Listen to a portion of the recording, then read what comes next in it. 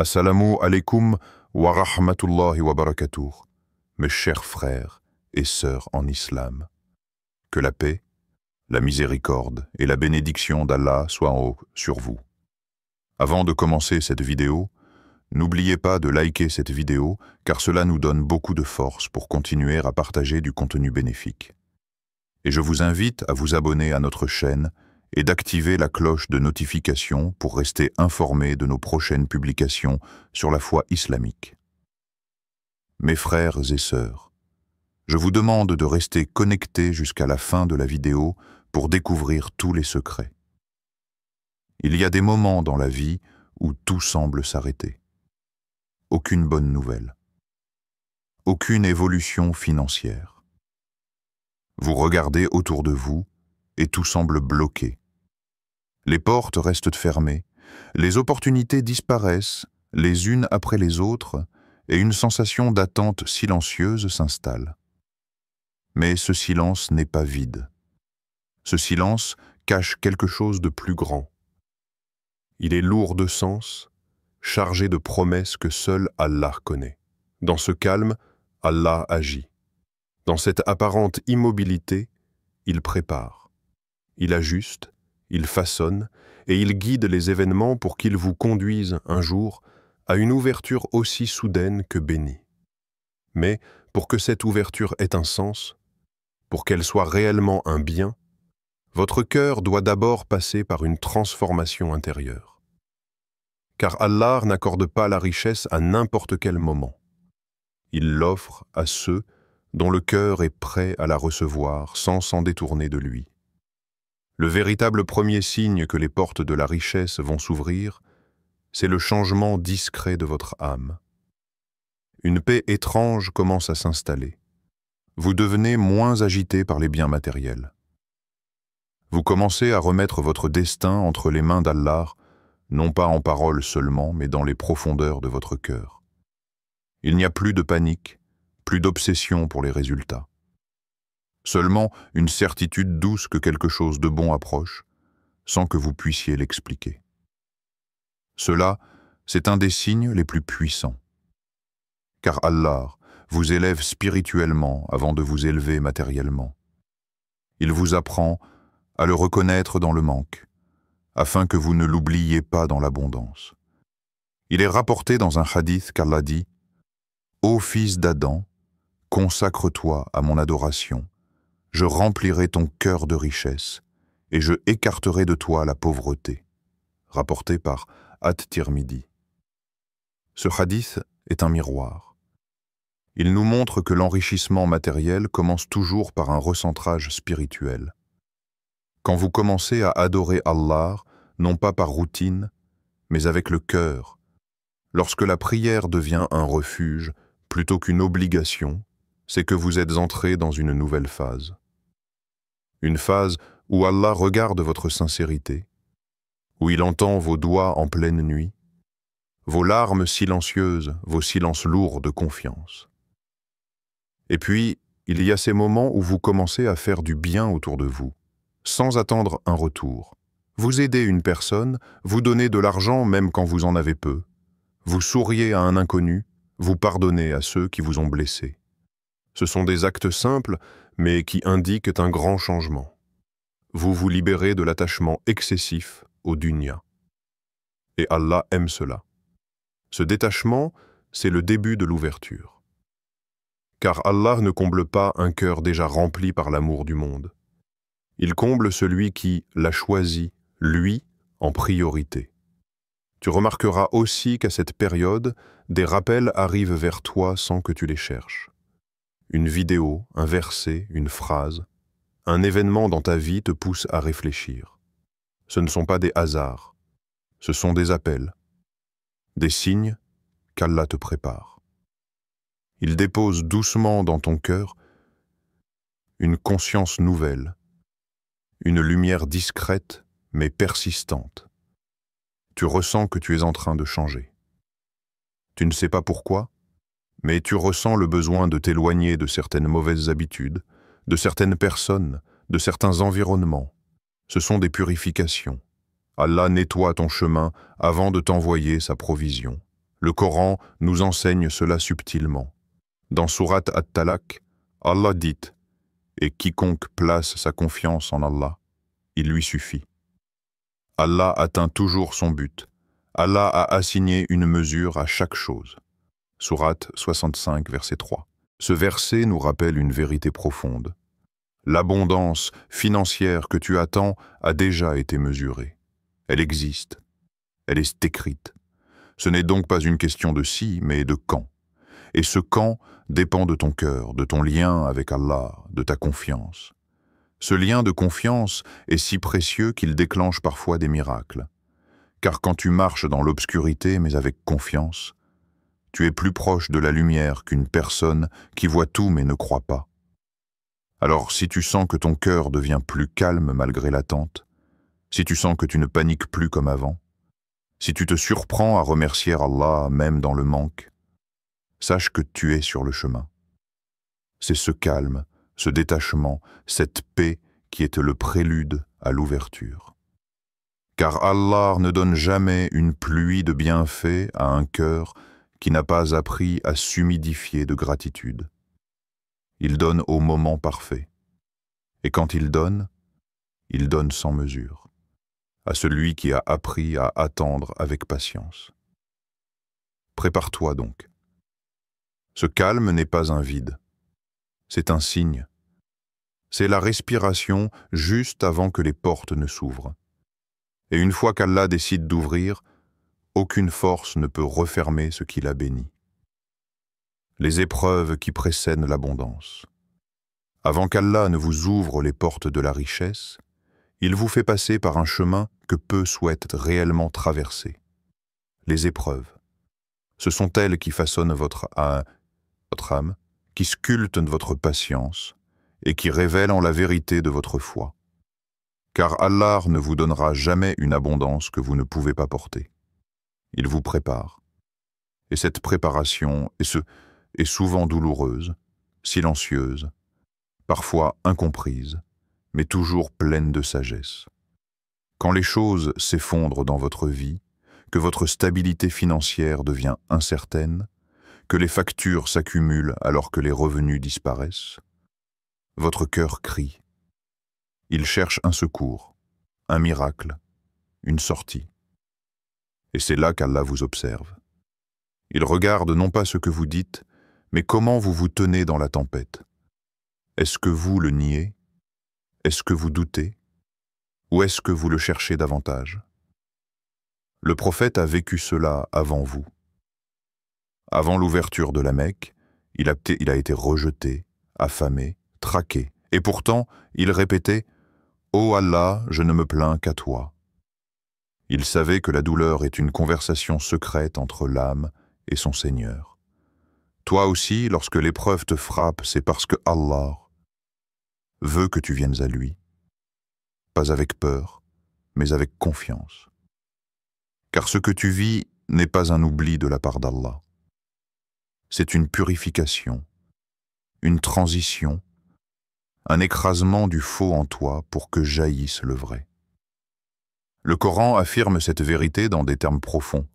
Allah veut vous alléger les charges, car l'homme a été créé faible. Sourate An-Nisa 4:28. Il veut t'alléger, mais avant cela, il t'enlève ce qui t'alourdit. Parfois c'est une personne, parfois une illusion, parfois un confort trompeur. Tu pensais que cette situation t'assurait un avenir. Mais Allah l'a détruite, non pas pour te punir, mais pour t'empêcher de construire ta foi sur du sable. Les épreuves financières sont souvent les plus dures. Elles touchent à notre survie, à notre dignité, à notre paix intérieure. Elles révèlent nos attachements les plus profonds.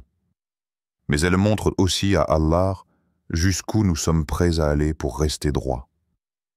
Quand tu continues de prier alors que tu n'as plus rien, quand tu donnes en aumône même dans la difficulté, quand tu refuses la tricherie même si cela t'apporterait un soulagement immédiat, tu montres à Allah que tu choisis sa voie, même si elle est plus lente, plus difficile, plus obscure. Et c'est cela, le grand test avant l'ouverture. Les signes que l'abondance approche, ce sont ces moments précis où tout semble se fermer autour de toi, mais où ton cœur, lui, commence à s'ouvrir à Allah. Tu commences à te lever la nuit sans qu'on te le demande. Tu pleures sans raison, parce que tu ressens qu'il se passe quelque chose d'invisible. Tu commences à parler à Allah, non pas avec des mots appris, mais avec ton cœur nu, brut, fragile. Ce dialogue intérieur, c'est la porte du changement. C'est là que l'invisible commence à s'activer. C'est là qu'Allah t'envoie ses anges pour noter que ton âme est prête à recevoir ce que tu lui demandes. Mais il veut d'abord te voir traverser la tempête. Il veut que tu saches marcher avec lui même quand tout semble vide. Car l'abondance, quand elle vient sans épreuve, détruit souvent l'âme. Mais quand elle est précédée de larmes, elle guérit. Elle ne te change pas, elle t'élève. Souviens-toi du verset dans le Coran. Et nous vous éprouverons certes par un peu de peur, de faim, de diminution de biens, de personnes et de fruits. Et fais la bonne annonce aux endurants. Sourate Al-Baqarah 2:165. Allah t'annonce la couleur, il y aura des manques, mais il te donne aussi la réponse, la patience. Et si tu tiens, si tu traverses les nuits sans dormir, les jours sans solution, les mois d'angoisse, sans trahir ta foi, sans cesser d'invoquer, alors tu entres dans une catégorie rare, les endurants, ceux que le monde n'applaudit pas, mais que le ciel reconnaît. Car la richesse d'Allah ne descend pas au hasard. Elle descend au moment exact où tu es prêt à l'utiliser comme un moyen, et non plus comme une fin. Et ce moment, c'est souvent celui où, malgré la douleur, tu commences à dire « Ya Allah, je te fais confiance, même si je ne comprends pas ». C'est cette phrase silencieuse, dite entre deux sanglots, qui peut tout changer. Certains signes sont très particuliers. Tu perds une source de revenus, mais un apaisement étrange s'installe. Tu es rejeté d'un projet, mais un sentiment de libération t'envahit. Tu rates une opportunité, mais ton cœur dit « Ce n'est pas grave, Allah a mieux ». C'est cela, le langage du cœur qui s'aligne avec la volonté d'Allah. Et quand ce langage devient ton réflexe, tu n'es plus loin du moment où il dira à ses anges « Notez, mon serviteur est prêt, ouvrez les portes ». Et ces portes s'ouvrent parfois sans bruit. Une opportunité inattendue, une rencontre providentielle, une aide qui arrive comme tombée du ciel. Car Allah n'a pas besoin de logique pour donner. Il donne à qui il veut, au moment parfait, souvent après vous avoir brisé, pour mieux vous reconstruire. Ne vois donc pas ton épreuve comme une malédiction, vois-la comme une étreinte invisible. Car derrière chaque douleur se cache un cadeau que seuls les yeux du cœur peuvent percevoir. La richesse ne viendra peut-être pas sous la forme que tu as d'attend, mais elle viendra dans la forme exacte dont ton âme a besoin. Et quand elle viendra, tu comprendras pourquoi tu as dû pleurer autant, attendre si longtemps, perdre ce que tu pensais être essentiel. Parce que Allah ne t'avait pas oublié. Il te construisait.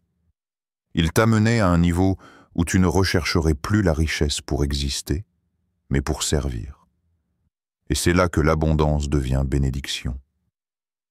Quand ton cœur devient prêt, les portes s'ouvrent. Il y a un secret spirituel que beaucoup ne comprennent pas. Allah ne regarde pas l'état de ton compte bancaire avant de t'accorder l'abondance. Il regarde l'état de ton cœur. Car c'est dans le cœur que se manifeste l'intention véritable. C'est là que résident la sincérité, la gratitude, la confiance ou la négligence. Tant que ton cœur n'est pas préparé, Allah retarde volontairement l'ouverture des portes, non pas pour te punir, mais pour te protéger de toi-même. Car si la richesse t'est donnée avant que tu n'aies appris à t'en servir comme un moyen de proximité avec lui, elle peut devenir une fitna, une source de perdition. Et c'est ce qu'Allah ne veut pas pour ses serviteurs bien-aimés. C'est pourquoi, souvent, l'attente est longue, les supplications se multiplient, les efforts sont constants. Tu penses que le ciel t'ignore, alors qu'en réalité, Allah te prépare à contenir ce qu'il s'apprête à t'offrir. Et voici le miracle.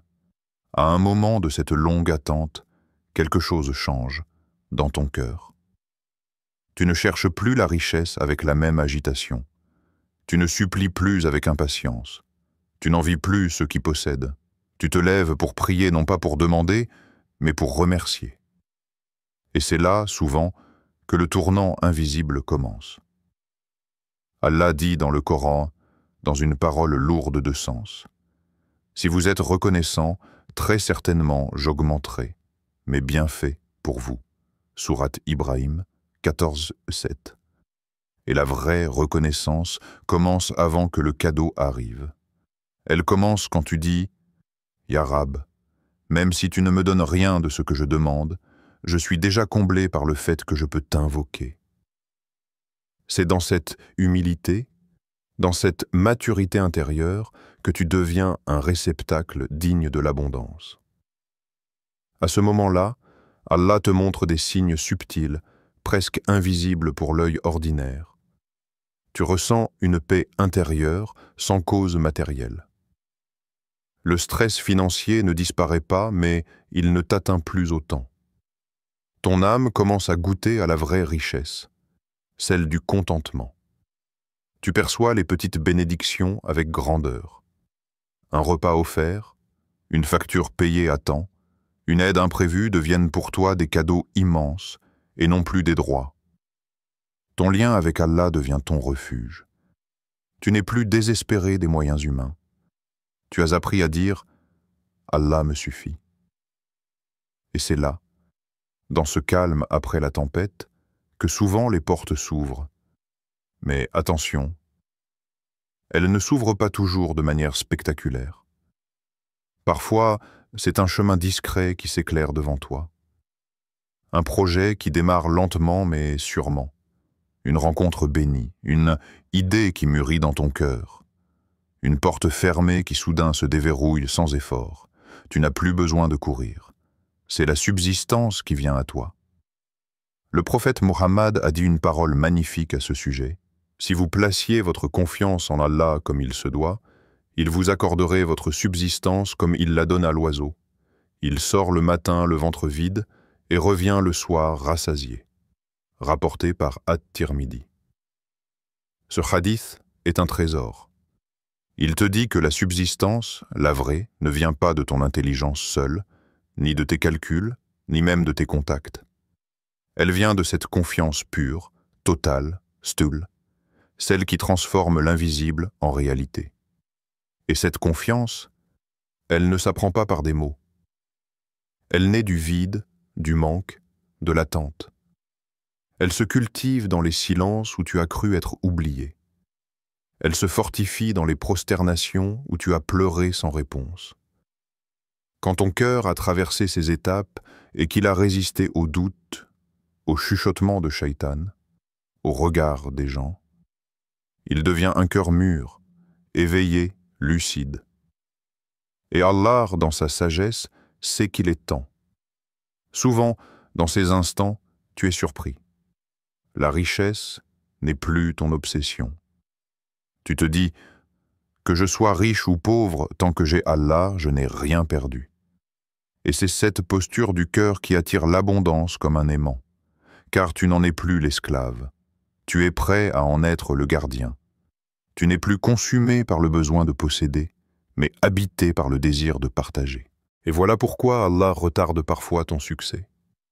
Parce qu'il veut que tu ne sois pas simplement riche, mais riche et humble, riche et généreux, riche et tourné vers lui. Alors, si tu ressens aujourd'hui cette transformation lente, cette paix douce malgré l'incertitude, ce lien qui grandit entre toi et ton Créateur, sache que tu es en train de franchir le seuil de l'ouverture.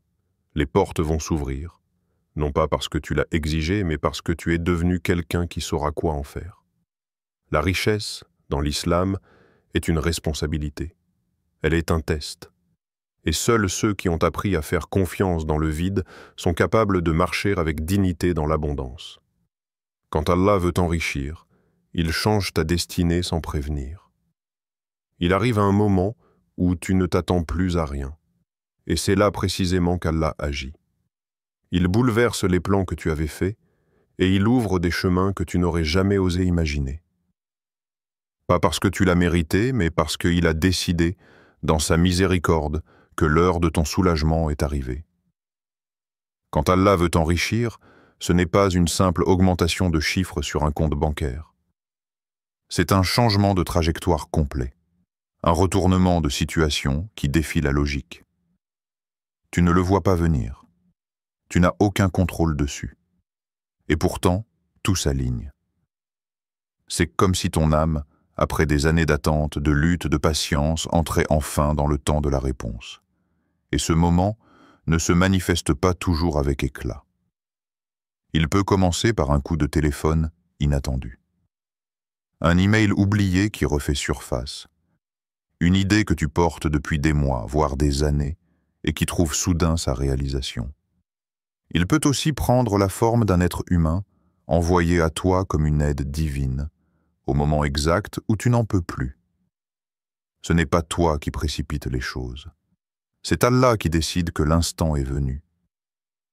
Allah dit dans le Coran, dans une promesse divine puissante, « Et quiconque craint Allah, il lui donne une issue favorable et lui accorde sa subsistance par des moyens qu'il ne soupçonne pas. Et quiconque place sa confiance en Allah, il lui suffit. » Sourate At-Talaq, 65, 2, 3. Des moyens que tu ne soupçonnes pas, voilà le secret. L'abondance ne vient pas toujours par ce que tu surveilles, mais souvent par ce que tu ignores. Tu scrutes une porte, et Allah t'en ouvre une autre, totalement inattendue. C'est ainsi qu'il agit. Il t'étonne pour mieux t'enseigner. Tu comprends alors que la richesse n'est pas une destination, mais une conséquence naturelle de ta transformation intérieure. Tu n'es plus le même. Tu ne cherches plus à accumuler, tu cherches à construire. Tu ne demandes plus pour consommer, tu demandes pour servir. Et là, Allah commence à t'utiliser pour ses desseins. Il met entre tes mains de quoi nourrir d'autres ventres, soulager d'autres peines, habiller d'autres pauvretés. Car il voit que tu as compris. La richesse, si elle ne passe pas par toi pour atteindre les autres, elle s'accumule comme un poison dans l'âme. Et il y a un autre signe que tu entres dans cette abondance bénie. Tu n'as plus peur de manquer. Même quand les chiffres sont faibles, même quand les factures s'empilent, tu ressens cette sérénité étrange qui te dit « Allah ne m'a jamais abandonné, il ne commencera pas aujourd'hui. » Et cette foi, cette yaqin, cette certitude silencieuse, est en elle-même une richesse que personne ne peut voler. Elle vaut plus qu'un coffre plein d'or, car elle est le fondement même de ta stabilité. Quand Allah veut changer ta destinée, il t'éloigne parfois de ce que tu pensais être une bénédiction. Il ferme des portes brutalement. Tu pleures, tu protestes, tu ne comprends pas. Mais plus tard, tu te rends compte, s'il ne m'avait pas éloigné de cette personne, de ce travail, de ce projet, je n'aurais jamais été prêt pour ce qu'il m'a réservé. Ce que tu perds aujourd'hui est parfois le prix de ce que tu mérites demain. Et voici un autre secret. Allah peut accélérer ta subsistance lorsque tu accélères le bien. Lorsque tu dépenses dans sa voie même quand toi-même tu n'as presque rien.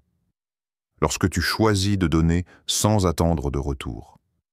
Car c'est dans l'acte de donner que tu brises la peur du manque, et c'est là qu'Allah intervient. Le prophète Mohammed a dit « La charité n'a jamais diminué une richesse », rapporté par Muslim. Parce que celui qui donne pour Allah, Allah donne pour lui. Et parfois, la richesse arrive sans que tu la réalises au début. Tu dors mieux, tu n'as plus de dettes, tes proches sont en paix, ton foyer devient un havre, tes projets avancent sans obstacle, tes prières sont remplies de douceur. Et tu te rends compte, je suis déjà dans l'abondance. Je ne l'ai pas vue arriver. Cette abondance ne crie pas. Elle ne fait pas de bruit, mais elle transforme tout ce qu'elle touche. Ton corps, ton esprit, ta famille, ta communauté.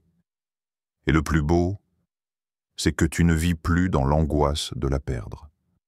car tu sais que tant que ton cœur reste accroché à Allah, tout ce qui part reviendra autrement, et tout ce qui reste est un dépôt. Tu n'es plus un mendiant de la vie, tu deviens un acteur de la rahma d'Allah sur terre. Alors si tu es dans cette phase où tout semble se dénouer, où les choses commencent à s'ouvrir sans que tu comprennes pourquoi, ne cherche pas à tout expliquer. Remercie. Agenouille-toi. Pleure de gratitude. Parce que tu es en train de vivre l'un des plus beaux moments de la foi. Celui où Allah te montre qu'il t'a entendu, qu'il ne t'a jamais oublié, et qu'il avait simplement attendu que ton cœur soit prêt pour changer ta destinée. Chers frères et sœurs en islam, n'oubliez pas encore de liker cette vidéo et de vous abonner sur cette chaîne. Qu'Allah vous bénisse.